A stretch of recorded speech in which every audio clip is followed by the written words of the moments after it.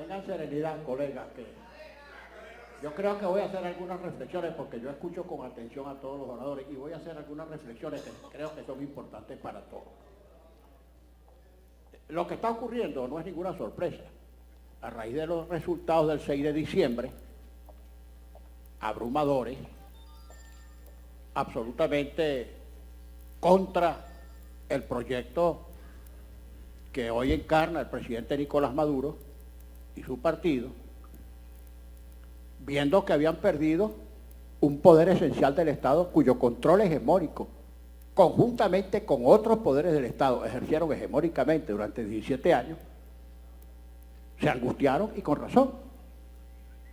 Porque, repito, perdieron el control de un poder esencial del Estado que se trazó como firme propósito recuperar su autonomía, legislando, controlando y debatiendo. Bien, ese resultado del 6 de diciembre, insisto, hizo que el gobierno buscara prepararse por el hecho de haber perdido el control de ese poder esencial del Estado. Y ahí fue cuando comenzó este proceso. ¿Qué hacer? Utilizar lo único que les quedaba, además del Ejecutivo, que era el Tribunal Supremo de Justicia, para tratar de amputar las facultades del Poder Legislativo Nacional, que repito, no solamente por mandato popular, sino por nuestra propia integridad tenemos que ejercer autónomamente. Y eso es lo que está ocurriendo. No habrá medicina, no habrá alimentos, pero hay sentencias. Hay sentencias. A mí no me sorprende en absoluto que algunos diputados de la bancada del gobierno hablen sueltamente, ampliamente, largamente de la sentencia que hoy se produjo. Yo no me atrevería a declarar sobre toda su integridad porque la tenemos que revisar, apenas la recibimos a la 1 de la tarde y tenemos que estudiarla a fondo para sentar nuestra respuesta frente a su contenido. La parte narrativa es muy amplia, la parte dispositiva es muy corta y contradictoria por lo que pude ver prima facie. Ahora fíjense, colega, algunas reflexiones. En derecho, el hecho notorio no necesita probanza. Que el sol alumbra, que el agua moja, que la candela quema. Esos son hechos notorios que no necesitan ser probados. Tampoco necesita erudición jurídica muy especial. A veces uno escucha algunas intervenciones de colegas y en vez de aprender, desaprende. Ya sabemos que las normas de derecho constitucional son normas de derecho público, ergo son normas de derecho estricto, ergo son de interpretación restrictiva, eso lo sabemos. Pero cuando uno ve las sentencias del Tribunal Supremo de Justicia, advierte que se saltan todos estos preceptos cuya observancia deberían vigilar y observar más que nadie. Por ejemplo, yo me hago la siguiente pregunta. En razón de que, de acuerdo con la disposición de la Constitución, la Sala Constitucional ejerce la interpretación última de la Constitución y sus decisiones son vinculantes, ciertamente.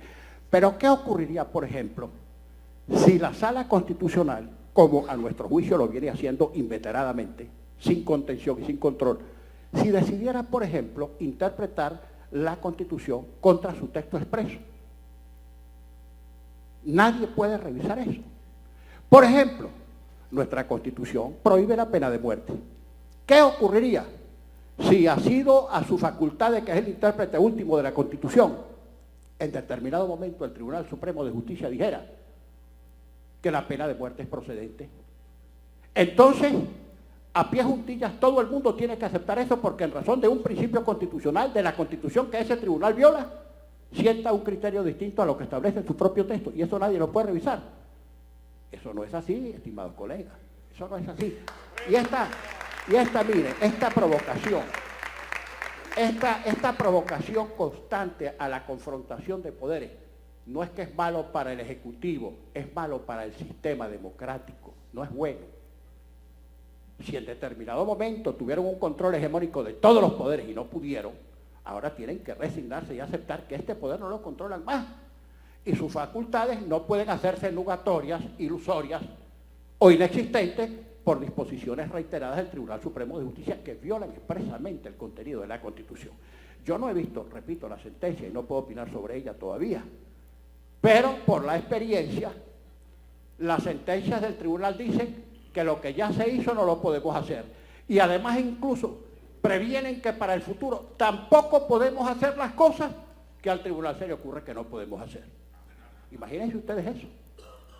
Ahora, otra cosa, colegas, miren, esta comisión que designamos no hizo más que constatar, recogiendo testimonios, examinando los tiempos, observando cada uno de los actos, que no se observaron los extremos establecidos en la Constitución y en las leyes específicas para designar estos magistrados, que con mucha razón se los ha denominado magistrados express, porque fueron designados entre gallos y medianoche. La propia magistrada Porra, que suscribió esa carta, que bueno, la suscribió, bueno, ya que se iba a ir, la firmó para que le diera su jubilación.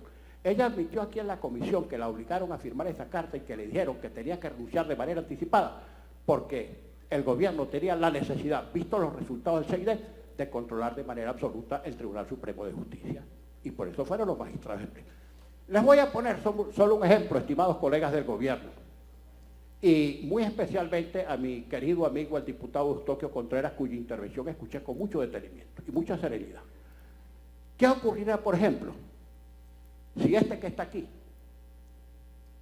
dijera hoy que renuncia a su militancia política y al día siguiente apareciera designado como magistrado del Tribunal Supremo de Justicia? ¿Sería fiable? ¿Alguien podría creer en mi equilibrio como juzgador al conocer de casos que lesionaran mi militancia recién abjurada o mi condición recién renunciada? Nadie me lo creería, y eso fue lo que pasó con estos magistrados. Por ejemplo, un candidato a diputado se lanza, pierde las elecciones, bueno, y resulta electo en este procedimiento expreso como miembro del Tribunal Supremo. Eso no le puede merecer fe a ninguna bancada, a ningún ciudadano, ni a ninguna persona. Yo no voy a hablar ni a juzgar la condición ética ni la condición moral de ninguno de los magistrados expresos. Simplemente debo decir que en razón del procedimiento, cómo se forzó, cómo se obviaron los procedimientos, cómo se negó incluso el derecho a impugnación, afectan sensiblemente de nulidad esas designaciones, y eso nadie lo puede discutir. Entonces, nosotros, al aprobar este informe, yo lo leí con mucho detenimiento. Vamos a aprobar el informe y tendremos que ver cómo implementamos las recomendaciones que ese informe recomienda. Ahora les quiero decir una cosa, estimados colegas del gobierno, pongan atención, porque para estar dependiendo solamente como elemento estabilizador de las decisiones del Tribunal Supremo de Justicia, muy mal deben dar el Ejecutivo. De verdad que muy mal. Vean las encuestas, colegas, no solamente que se está reduciendo peligrosamente digo para el sistema democrático, la base de respaldo del gobierno, la escasez, la inflación, la falta de visas, etcétera, etcétera, etcétera. Se está reduciendo sensiblemente la base de respaldo del gobierno. Vean cuál es el prestigio o el desprestigio que tiene el Tribunal Supremo de Justicia según todas las encuestas, incluso las que ordena el gobierno, porque el gobierno permanentemente ordena hacer encuestas. Vean ustedes incluso cuál es la fe que en estos momentos está mereciendo la Fuerza Armada como totalidad, porque lamentablemente la cúpula ha afectado a la integridad de la institución. Vean las encuestas. Por primera vez, las Fuerzas Armadas está entre las instituciones peores evaluadas. Por primera vez, el Tribunal Supremo de Justicia, que garantiza nada más y nada menos que la impunidad del 98% de los delitos que se cometen en Venezuela, tiene una base de respaldo sumamente precaria. Reflexionemos, colegas, porque si esto colapsa como está a punto de colapsar, no se sabe lo que puede pasar. Y no es que vamos a ser nosotros los afectados que tenemos inmunidad parlamentaria y que fuimos electos recientemente, ustedes y nosotros, sino que se va a ver afectado el país como totalidad. Y eso es lo más grave. Los que votaron por ustedes, los que votaron por nosotros, el que no votó por nadie, el que no tiene militancia política, esos son los que se van a ver afectados. Ahora, a mí sí me preocupa mucho esta situación de tensión permanente. Y les repito, colegas, se los digo más que todo como recomendación, ni siquiera como consejo, como llamado de alerta, de angustia. Cuidado con seguir dependiendo para mantener la estabilidad ya precaria por la falta de respaldo popular en las decisiones de ese Tribunal Supremo de Justicia, que en vez de juzgador debería ser juzgado. Muchas gracias, apreciados colegas.